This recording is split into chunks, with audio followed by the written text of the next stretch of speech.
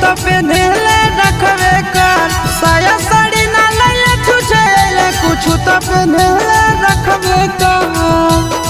छोड़ा ले चल भागा के फरकवे पर काला काता में रखे होता रखवे पर। ले चल भागा के फरकवे पर काला काता में रखे होता रखवे पर। साया साड़ी ना ले छुछे कुछ तो पहने रखबे कर। साया साड़ी ना ले छुछे कुछ तो पहने रखबे कर।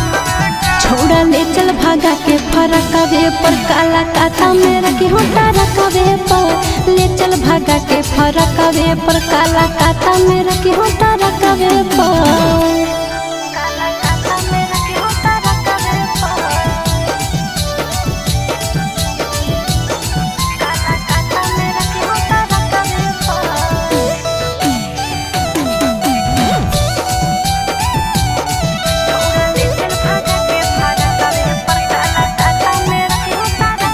भूखल रहे हो तौगे पियासल रहे हो तौगे।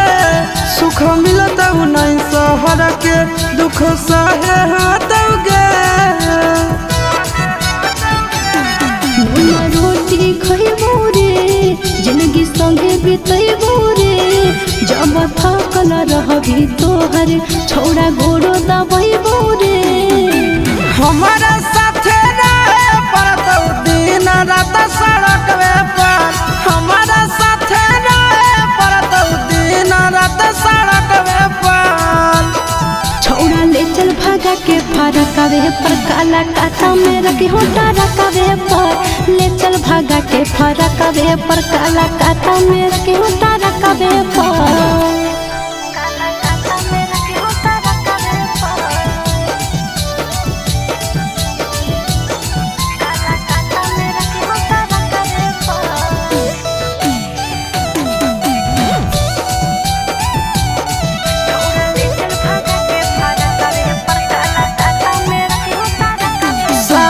भोगे पड़तौगे तोरा रोवे पड़तौगे।